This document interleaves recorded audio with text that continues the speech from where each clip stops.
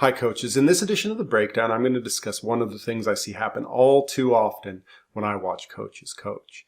So I was invited onto a Zoom call recently with a group of coaches, and one of them asked me, "What do you hate?" And I thought it was a really interesting question because I'd never been asked it before, and it's not something I'd spent a ton of time really thinking that deeply about.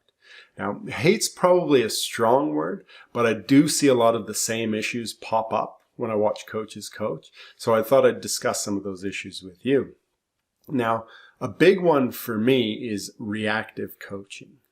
Reactive coaching is when you're getting pulled by what's happening in front of you rather than focusing on your priorities. I see it all the time.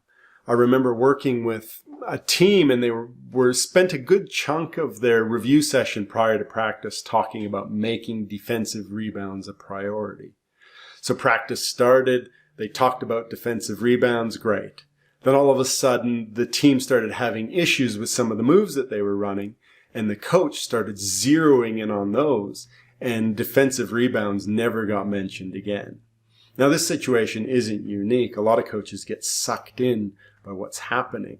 I mean, as a coach, you've got this huge database or mental model of performance and what you think it should look like. So when you see something that contradicts that model, it's almost instinctive to want to step in and help out.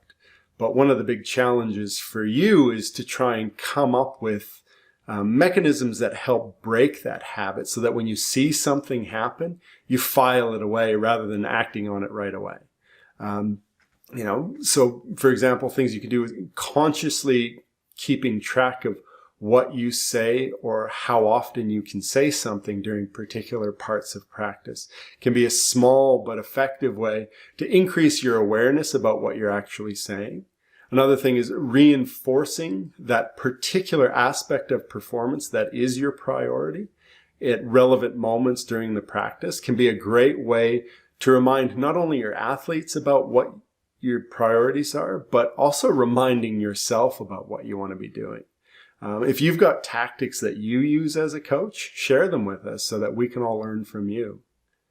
That's it for this edition of The Breakdown. If you want to learn more, go to www.derekpanchuk.com and subscribe. Thanks, coaches, and keep growing.